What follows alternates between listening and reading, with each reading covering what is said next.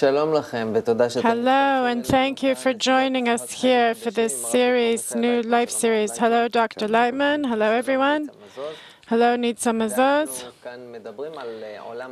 We're talking about the new working world. We're developing content and concepts based on the integral method. You're building a new worldview for us, Dr. Laitman. The corporations that we work with, the connections between us as an individual, as managers, as organizations, between countries, any two objects that exist in reality. And we want to take from the things you're saying here, the insights, we want to apply it to our lives. We want to bring it into our lives, and we want to understand how to reach it. In this meeting today, we're in a course that is developing the integral awareness, the awareness that is needed for the new life. Come join us and let's listen together. Just help me understand what we completed in the previous two conversations. We talked about our ego, our will to receive, which is the material of creation that develops and builds what we have before us and us as well. And of course, a person is the most developed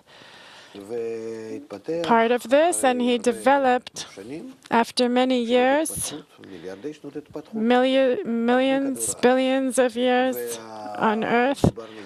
And we also spoke of that all of nature, that we can divide to inanimate, vegetative, animate, man, and the difference between them is in their quality of the desire that is in each and every form, even to the extent that the difference between birds and colors and animals and plants and various minerals or people that we see in yellow, red, black, more and more. All this is a difference in the desire between them, which is the reason for all the differences. And this desire builds its external shape in all kinds of ways we can identify. And if we knew, we would look at a person. There are people that according to their faces, their hands, and all kinds of things, they can identify people in an internal manner. But if we could really know, according to the external signs, we would see right to the desire itself, which is the foundation of a person, not just his character and behavior, etc. In other words, we see that the material of creation is the desire to receive, and it is characteristic of each and every one of us. It's personal. We shouldn't touch it, because in that we are corrupting the personal possession asset of each person. We mustn't cause a person to want to limit himself, or the opposite, where we are actually talking about his desire as his personal asset. And we're talking about a person as a free creature, and the democracy and everything that we think about the modern world and the modern man. We need to understand from this that actually what we're doing in education, what we're doing in the media, we are raping people. We're ruining them. We're not allowing them to develop in a manner that everyone can express themselves, his significance, his essence, and reach what he is. But rather, we're actually, by the fact that we're not aware how much each and every person is special in their desire that is at its foundation, we're actually causing people real grief. And we could get a lot more benefit from people, that they would develop, that each person could be like a flower and discover his uniqueness.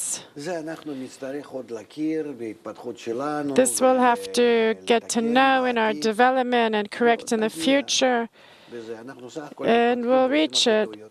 We're developing and making lots of mistakes along the way. Our education for kids should not repress them. It needs to be more friendly, with explanations. We give a child the ability to understand, to discuss, to talk.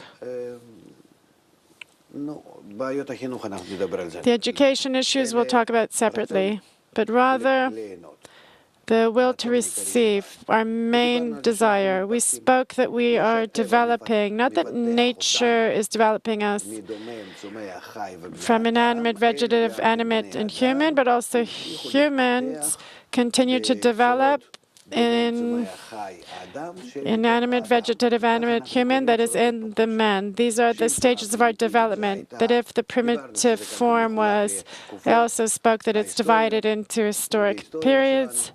Throughout our history, we used to develop in the inanimate in a man, the vegetative in a man, the animate in a man, in humans. And in the latest period, it's the human and the human. And apparently, we are reaching this development, but we still have not reached it. Why?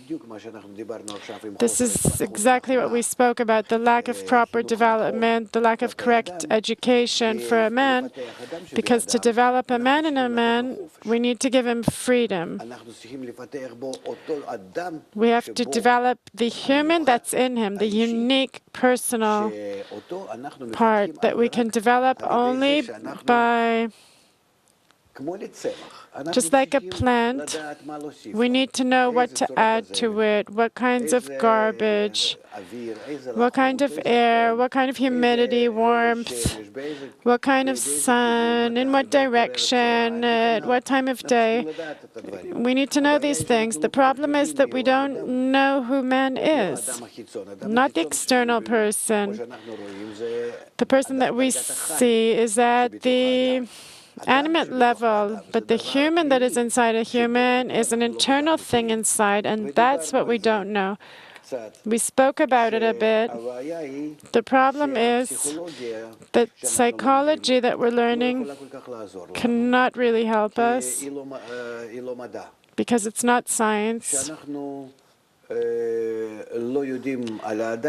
We don't know about man, because to know about man, about the psychology, our character, our inclinations, special characteristics of each person, we need to be at a higher level than humans. Just like we learn of inanimate, vegetative, animate, human, that humans are above them, like an animal, a pet. We know because they can't hide themselves from us. They don't have a brain like that. But a man, we can't learn because we're at the same level, and we can't from above do any work on him from above, any research. And if we do it, it's based on statistics. It's not science. It's not genuine science. And that's why psychology is already for many years in a crisis as well. When we see a person in our world, in our state, we see that they're not capable. We can't really check who he is, what he is. We're learning at least about what's happening with the world to match ourselves to the external world. How can we be happy? So we see that at the end of the day, We've reached a crisis. We don't understand what's happening.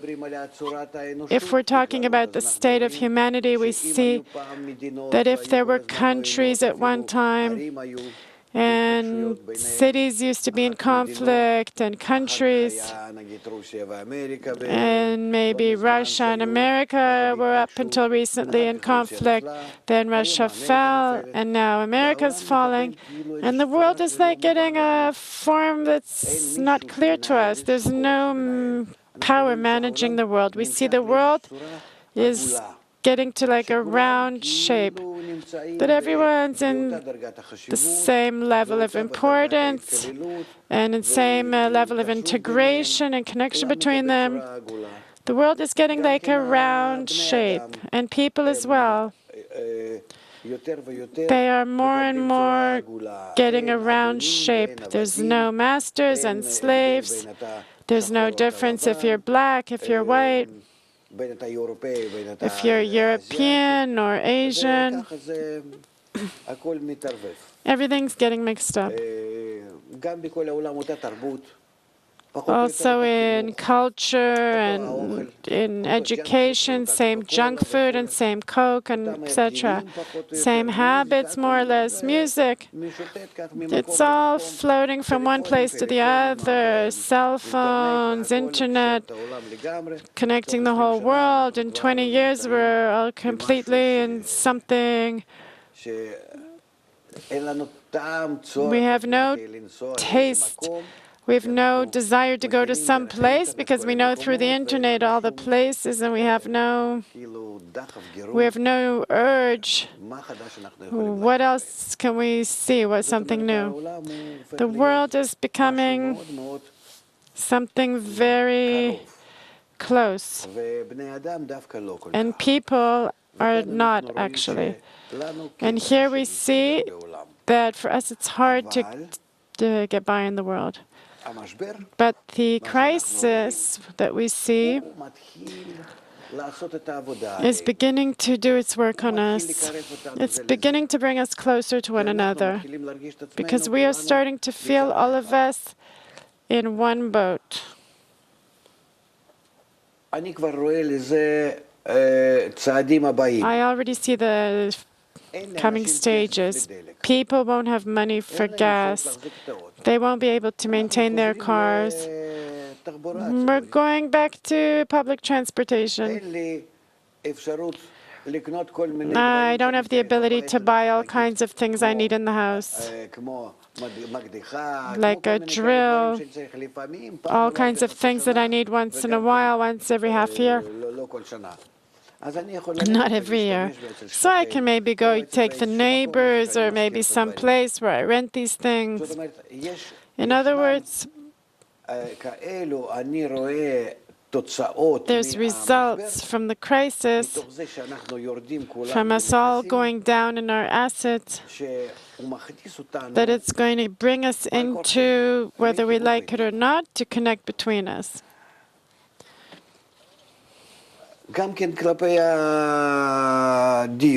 Also, housing. We used to live, each of us wanted their own apartment, and you didn't want anyone to touch him.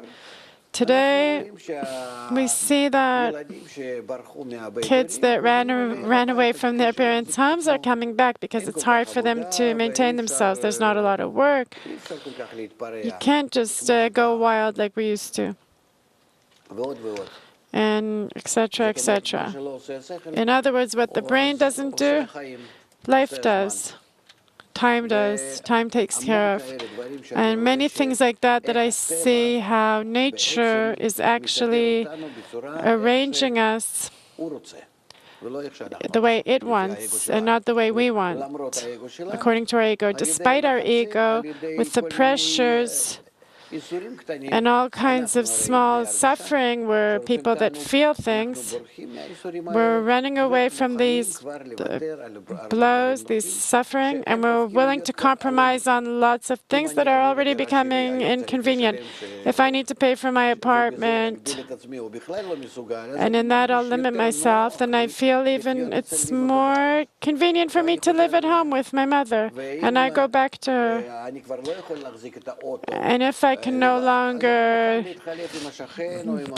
maintain a car by myself, then I share with my friend, with my neighbor, we take turns. Yeah, it's already happening. And it'll happen more and more. I'm talking about the trend. But if we are talking about the world that actually is getting rounder, that nature is making us a round shape, that we will get into harmony, connection with it, with nature, that will get the same shape as it, that really works in opposition to our egoistic desire to receive. And here we have to help a person to prepare himself. So it'll be easier to accept all these changes that we have to accept. We're going to see organizations feeling more of a connection between them. What used to be competition, the competition will start losing its taste. They'll see it's worth it for us to be connected. Some kind of unity. And we see how in the world there's an inclination, like in Europe, there's an inclination by people to get into like agreements between them. It's more worth it, it's more convenient. Just like people that have less means, they're willing to connect between them, so things will be easier to achieve a better format of life. This is how countries and they combine their abilities and they reach, at the end of the day, great savings. And here, we need to speak about the change inside a person. If a person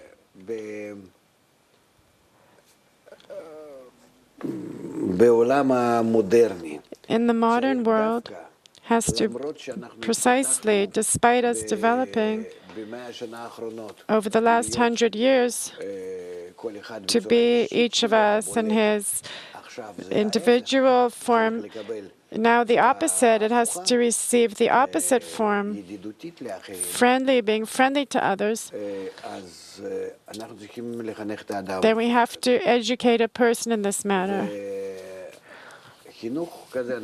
And this kind of education can only come from the environment. Just like we received in our childhood. We received development from the environment, from the nursery, school. Now we need to also receive the new development, despite we're not small anymore, but we need to get it from the new environment.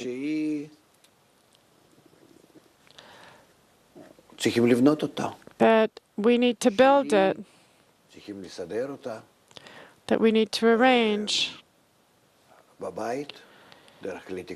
at home, through the media, in everything. If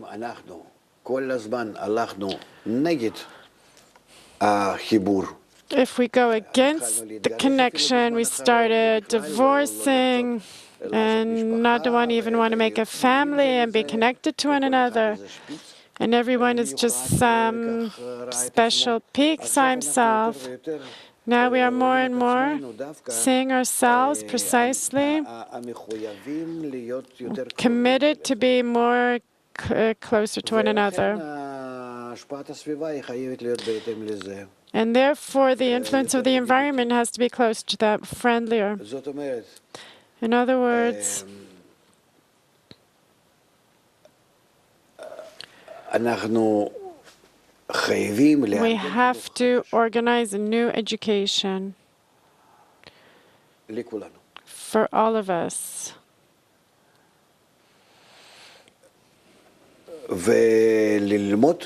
And learn necessity, to be basic necessities, to be connected, to be in good influences, generous between all of us, because through this we awaken positive forces in society. We can save much. We know that even though we work very hard, there's extra surplus in one place and lacking in another place. Even that people are dying of starvation. We know that by us not being able to consider one another, we have extravagance of assets. Some people have extra that they don't know what to do with, and they don't even know what they have, and other people are really suffering from a lack of basic necessities. But nature, in the meantime, is closing us in more and more in our interdependence. So if we more or less make the form of life that is agreed upon by everyone, from that we will all benefit. We need to understand that in a state where there's so much ammunition in the world, there's already no taste at the point in developing it more and more. It's like we worked on this crisis. We were always,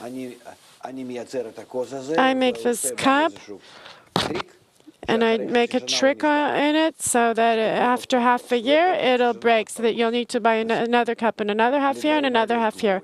There's a limit to these things. We've filled our warehouses with ammunition, with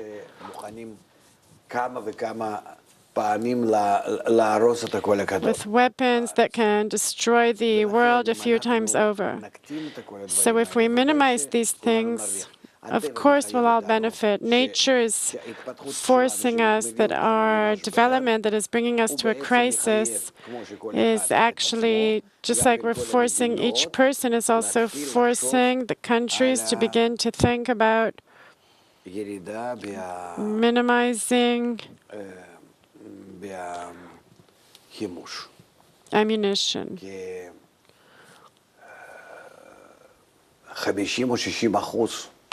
Because 50 or 60%, they say 20 or 30%, but usually it's much more, goes toward war, goes to the army.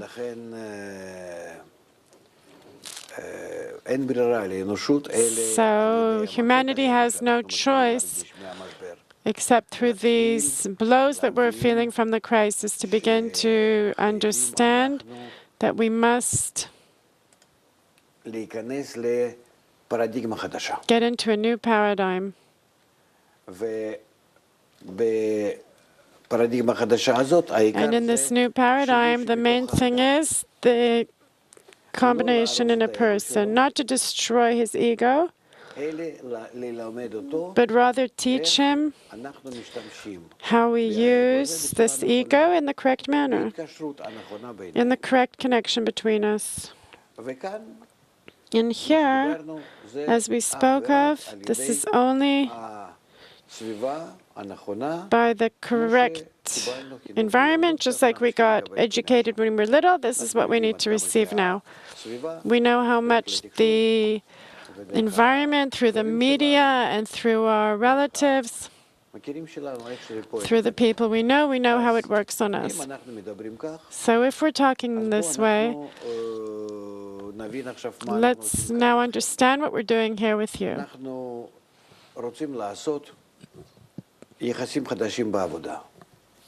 We want to create new relations at work that you will feel in your workplace. Even though you're different, there's people with a different political, educational, very, very different. We're not even dealing with this. We're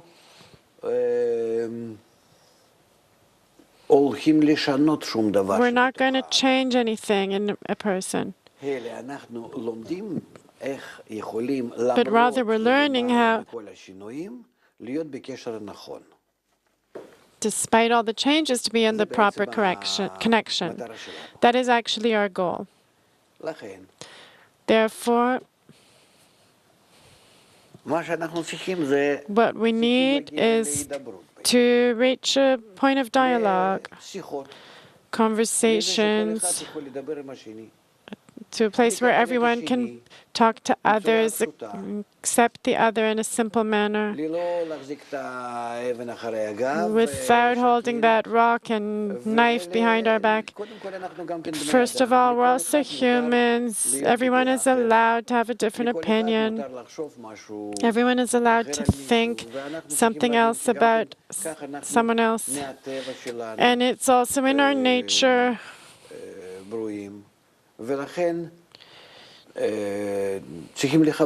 We need to respect it. But what we're learning how to connect. And more than connecting, we will learn how much we are dependent on one another.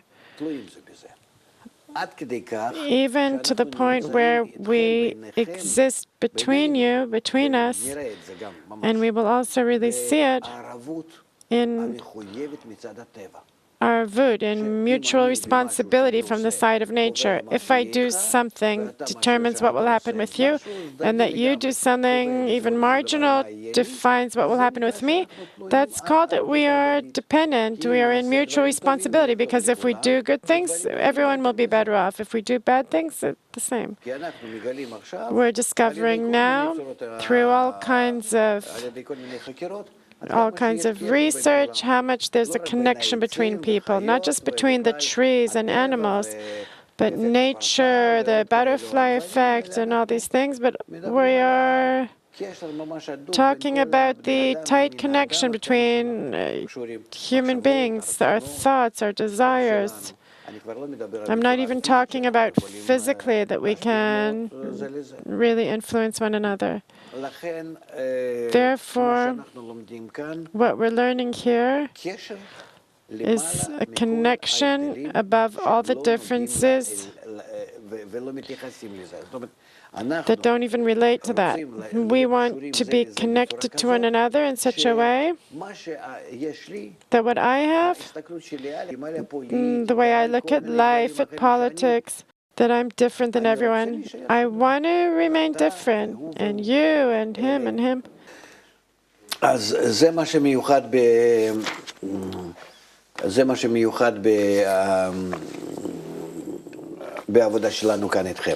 This is what's special about our work here with you.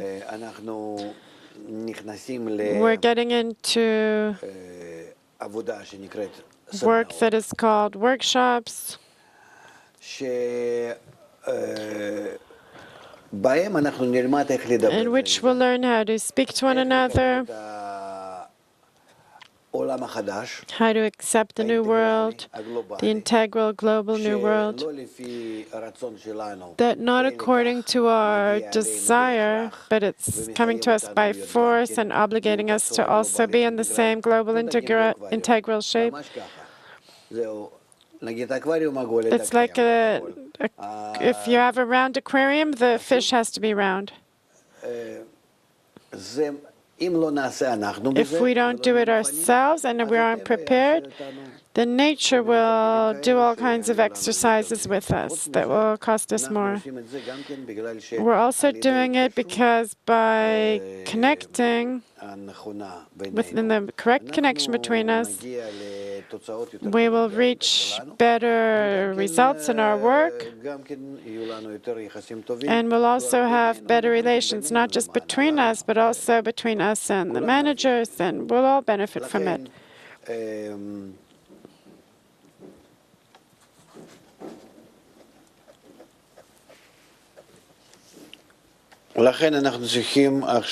Therefore, we need to talk to you about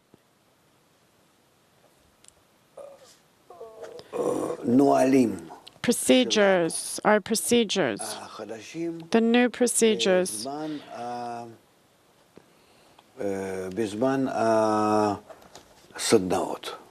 during workshops.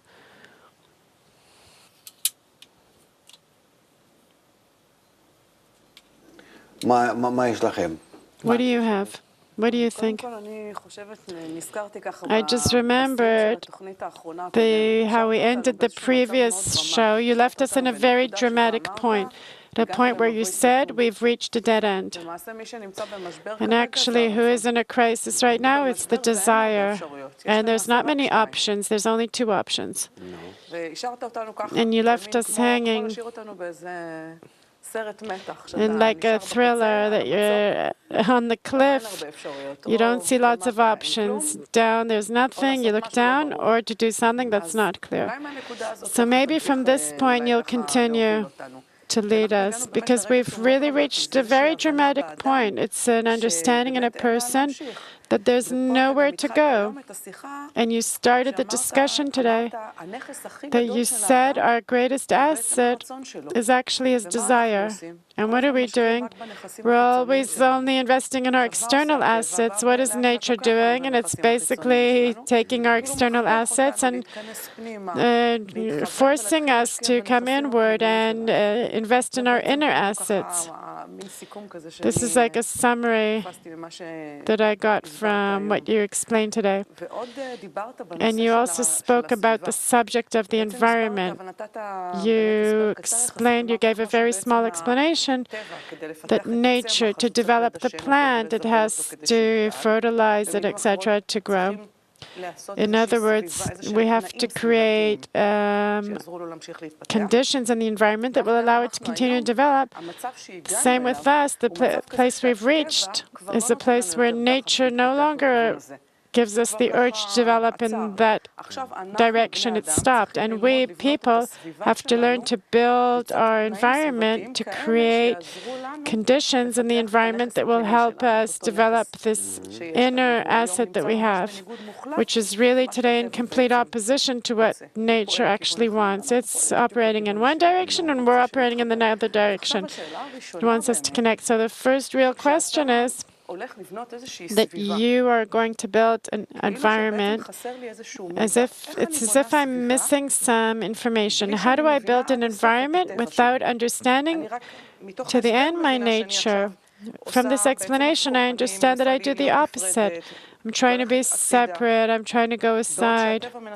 And nature is always trying to connect, unite. And now I need, using my old brain, which has no other development, I need to understand that I need to build some environment. I have to build some conditions in the organization or society that will help me as an individual to develop.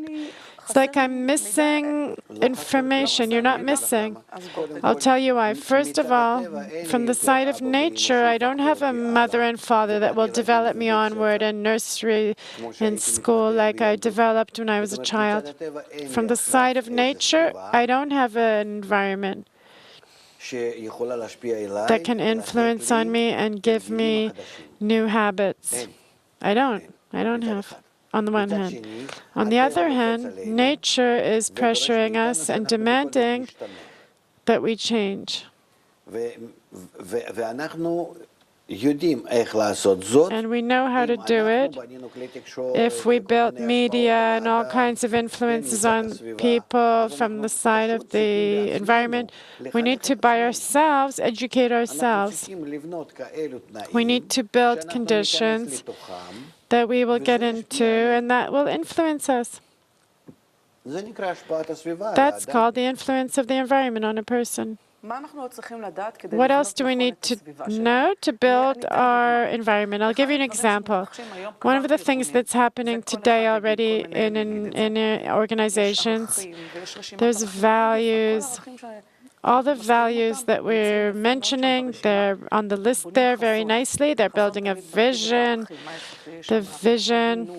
the transparency, collaboration, consideration, all these wonderful things are there.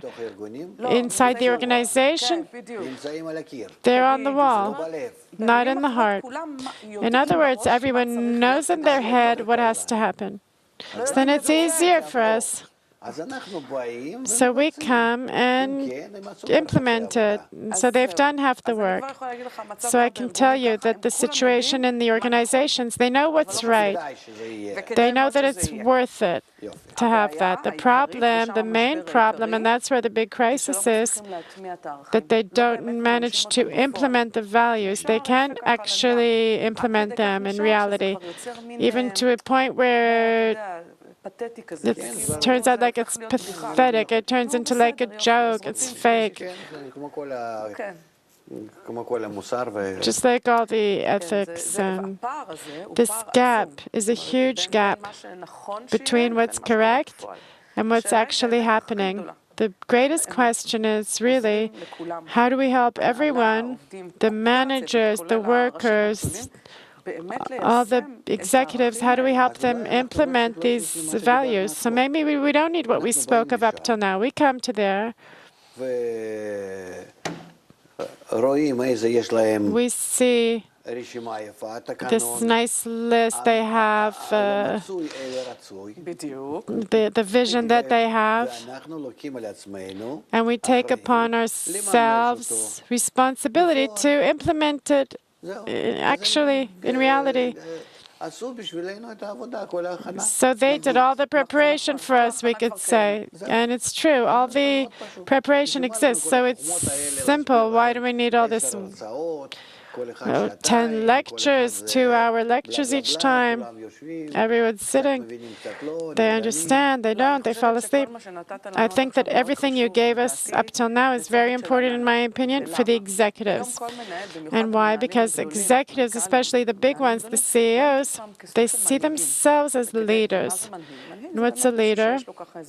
Someone that has a vision, has the ability to bring about change. He doesn't just work based on procedures. He has a wider perspective. He understands where he's coming from, where he wants to go to. He wants to march his people forward. And that's why I think it precisely would be very interesting. But maybe the simple workers, we wouldn't give them a lecture about it. But I think it's very interesting for the executive level. But actually, with the regular people, we work in a simple manner. We understand that for the good of society, and it's good for them to be in good relations between them.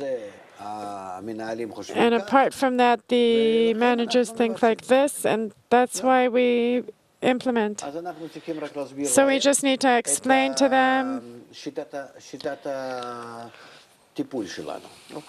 our method of treatment, how we treat ourselves with ourselves, how we make of ourselves nice, friendly people, smiling, that accept us everywhere in a nice way. Social Security, bank, post office, wherever I go, to the authorities, and I reflect around me an atmosphere where people are smiling in front of me wherever I go. People want me to come, how can we help you, etc. We need to sell them some tips. How do we become people? And it's possible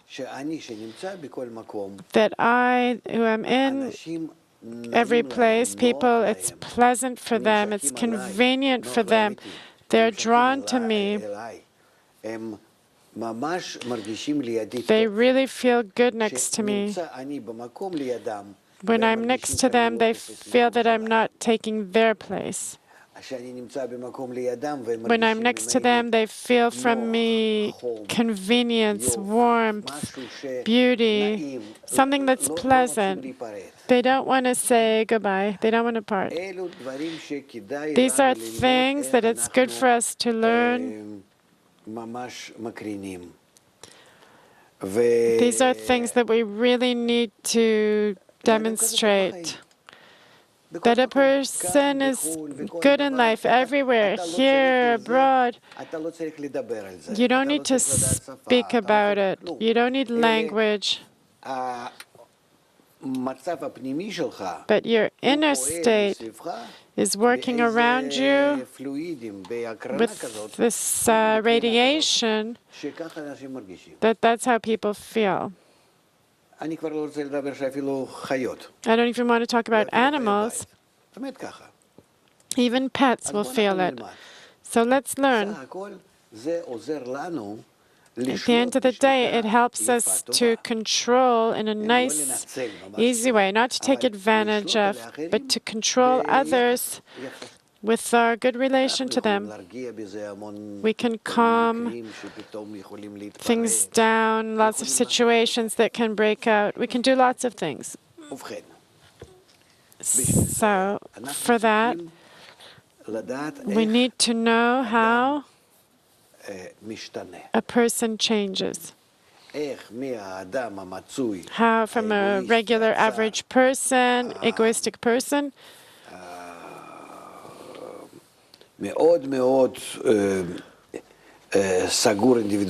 it's very closed and individualistic, how he can rise above himself, but he stays in it still, but rises above it and becomes a person that belongs to everyone. And through this, you feel him very close. And in that, he'll also be closer to the environment and to nature. And from that, can save and gain a lot. We know that these people that know how to radiate a good feeling around them, they can be great salespeople in stores. They can be managers. Wherever there's work with people, they're very needed. So we gain the greatest profession that truly in our lives, in a world that is not so connected, you get it for free. How do we learn? We learn it by mutual learning. We don't have anyone to learn from. We don't have an environment that is so corrected, that there's like some village where everyone are all these good-hearted, nice people. Everyone is really radiating some warmth to one another. And we come into there and we improve. I don't think we'd be very impressed by that. Because there's nothing good in it. We are serious, normal people, modern. Everyone understands who he is, where he is. Don't touch me and don't come inside me. I'm me, you're you, but we learn how above that to connect with one another. So that, God forbid, there shouldn't be some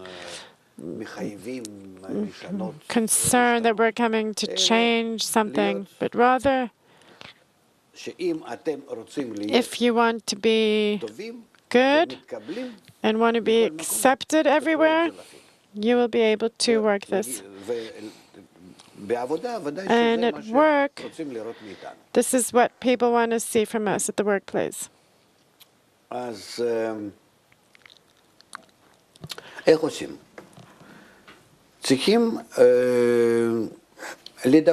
how do we do it? We need to talk. So again, we explain to them all kinds of procedures in the workshop. The people who sit down in a circle, 6, 7, 8, 9, 10 people, not more than 10 because it's too much, and not less than 5, approximately. They talk amongst themselves. It should be 8 or 10 people, like 8 people. We talk between us. First of all, there's someone managing things. Say we have 40 people here. We'll divide 40 into 5 groups.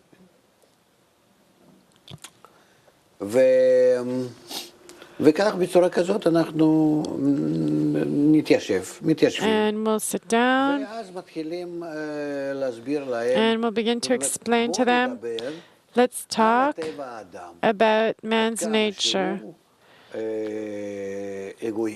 how much he is egoistic, how much a person is always thinking about himself, and how much his nature is opposite from the animate nature. That the vegetative, animate, inanimate, they're not doing anything bad, they're just eating what they need. They're not purposely harming someone else, but rather a person, apart from the fact that he's nurtured from everyone, he's also from morning till evening, he's thinking about how to rise above others. In happiness, respect, control. And this actually is what's eating him up all the time, and that's what's driving him in everything he does. Let's talk about that. And afterward, we'll talk about how much a person is influenced by everyone, that we can inject in ourselves with all kinds of rumors and advertising habits, an inclination to things that truly damage us, but we'll take it and we'll do it. Why? Because that's what everyone's doing and that's what everyone's thinking and saying. I don't even control what's good for me and what's bad for me. The environment controls me. The extent that I am weak, and the environment can be bad. I can be among criminals, and they can make me a criminal. The extent that I am dependent on the environment. I have nothing in my character. Let's talk about what is there in me. I was born with characteristics that I got from my parents. Afterwards, I got all kinds of impressions and values for nursery, school, from the media. And that's who I am now. What is there in me? Also my way of thinking, how I look at things, how I compare things. Is it me? There's all kinds of inputs that aren't me, and also software according to what ethics to analyze everything. So am I an independent person? No. What am I even fighting for? To remain myself.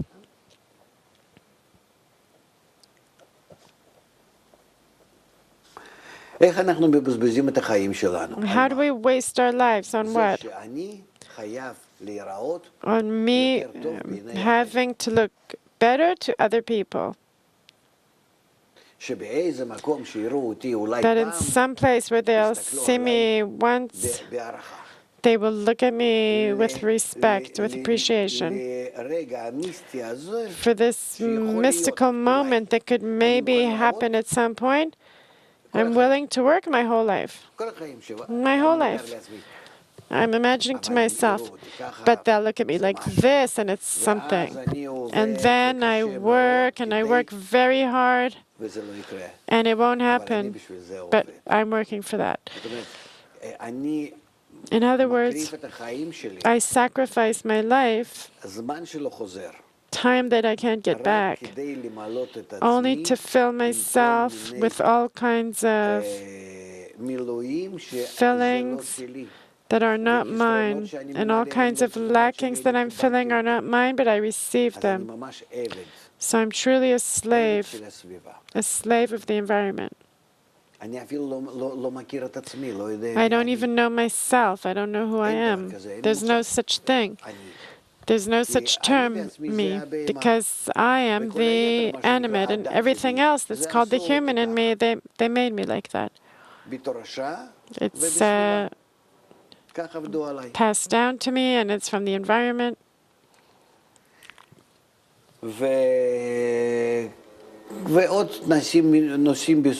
And other subjects like this: who's the modern man, how society influences us, how we're all dependent on one another. Subjects for dialogue inside these circles. And the main thing is to allow them to speak. What we're demanding of them is to try to accept everyone with respect and to try not to think against the other person. Because each of us, we can see who we are, what we are. Each of us that hears the others must first of all try to get inside his head, inside his heart, to try to flow with him. And then with the second or third, everyone's talking for like 2 minutes, and we're checking with our clock. We're not just letting people talk as much as they feel like. Then each person hears everyone and flows with them as if he's talking correctly. I cancel my ego and I want to agree with a person, not just to say yes, yes. I'm really, really trying to be with him, as if I don't have an opposite opinion. It's an exercise to start working with myself, to be flexible. For what? Because with that, we'll be able to understand the other. If I want to be a good salesperson, then I have to hear the other person and understand him, so that afterwards I can get into him and maybe do some manipulations. But it's worth it for me to do it. It's worth it for me to learn how I ignore who I am and go into another person and acquire who he is. These exercises are very necessary for the connection between people. For good or for worse, use it later, we'll see. We that connect to one another and we hear people in our circle, I look at everyone. I have my own opinion. Whatever they think, they think. He might be smarter, but I am doing something else, etc. Everyone holds themselves that they have something special about them, and it's true. We talked about the fact that each of us has unique in us what we receive from nature. Everyone is truly special. Afterward, we were given all kinds of bonuses. So if this is the case, I have to respect the other. Each and every person talking, I'm looking at him and thinking, he's special. There's no one in the world that looks like him. And then I seriously need to look at him like that. Like, say a woman is talking, I'm looking at her, and I understand and feel and think that what I'm hearing from her, how she feels, how she's expressing herself, it's truly no one else could be possibly capable of expressing things in that manner.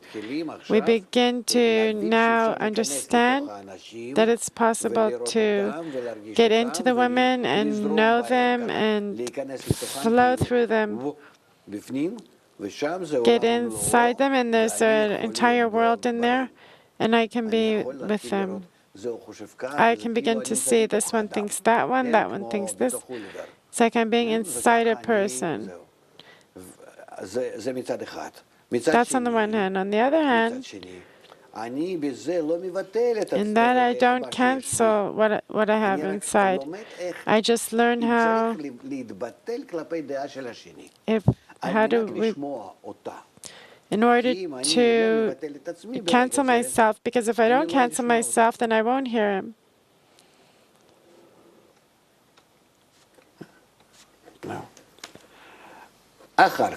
And afterwards, we need to learn about the connection between us, that everyone is integrated in the other, who is willing to sacrifice himself, and everyone says to everyone his opinion from above. So then also from above and below, everyone will be facing everyone.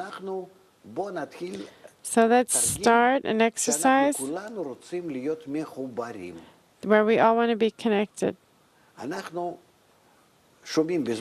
We've been hearing lately that there are special effects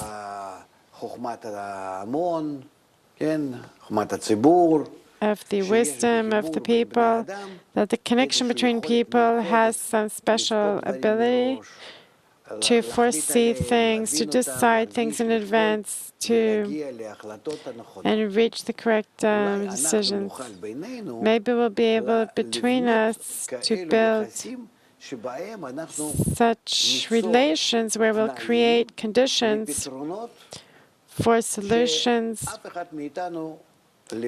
where each of us alone is not capable of reaching. And then we will begin to connect between us in a manner where every person will want to be connected to others. I to you, you to me, etc. We try to reach a state where between us we'll feel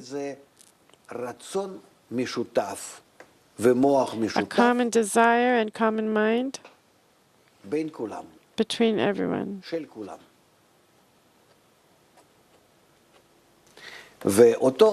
And this we will need to develop. I'm sorry to say our time is up for this conversation, and I hope the next conversation will start exactly from this point, how to develop this common desire that we all have. Thank you very much, Rav Laitman. Thank you, Nitza. Thank you. Until next time, all the best.